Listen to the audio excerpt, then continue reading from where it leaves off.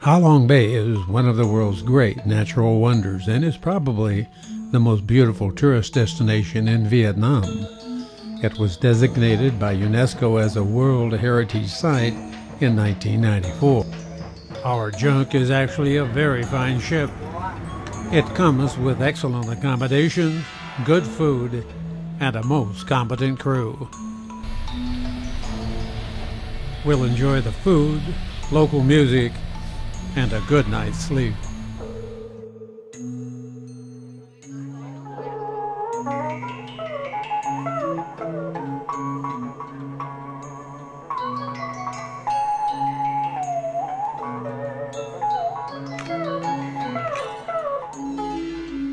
Ha Long Bay features more than 1,000 awesome limestone karsts and islands of various sizes and shapes along its 120-kilometer coastline.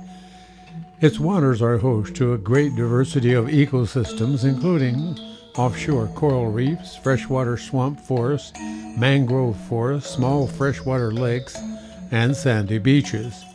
Its lakes and bays contain over 200 species of fish and over 450 types of mollusks. This future boatman is wide-eyed and attentive.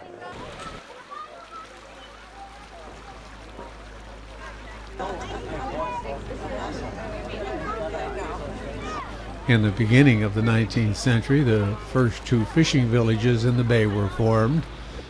The fishing communities who live on the bay nowadays still retain their own special culture.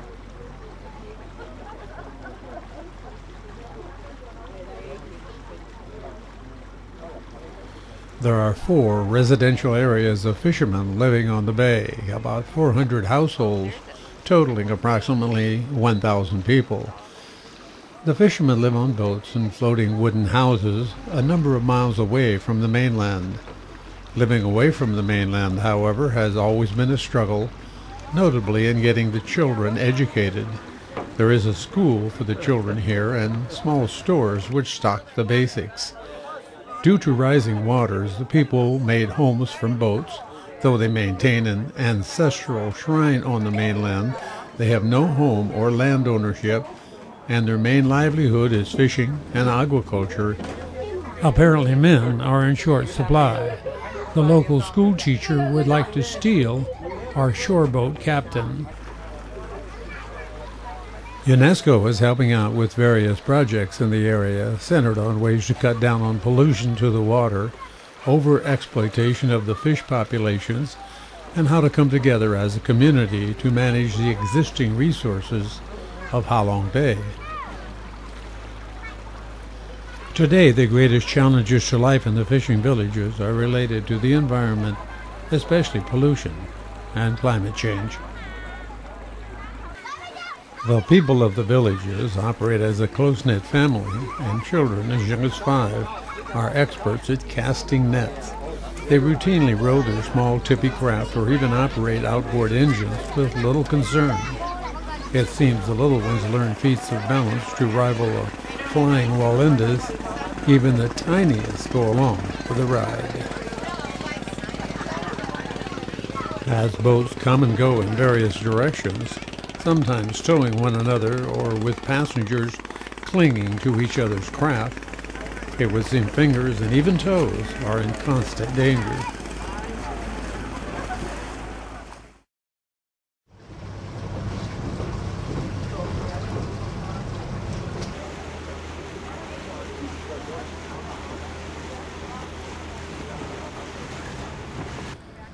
Several of the islands are hollow with enormous mystical caves and grottos.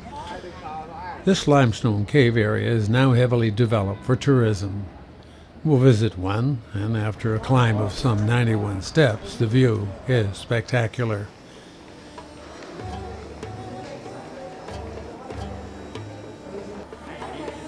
The entrance has been widened and provided with walkways to make access easier. Also added is colored lighting to accent the many formations and strange shapes, adding a little different color to the beauty.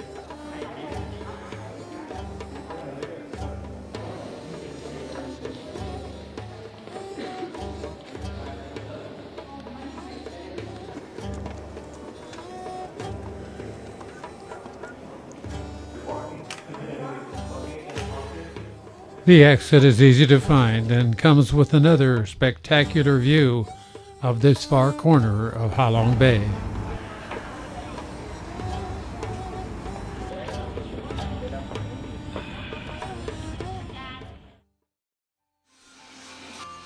In the area of Sao Do, quite an extensive handicraft company, Hong Nok, operates.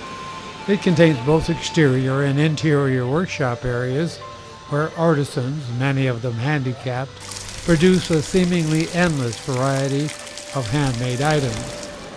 Here's a chance to purchase unique items of every size, and yes, they do ship to the U.S.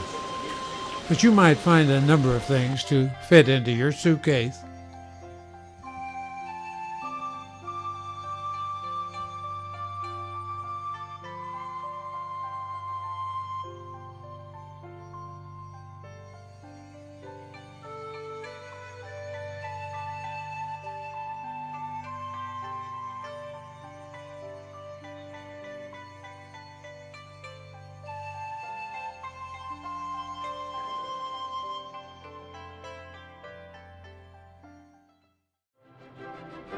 You'll see all of this and more on an AmaWaterways River Cruise.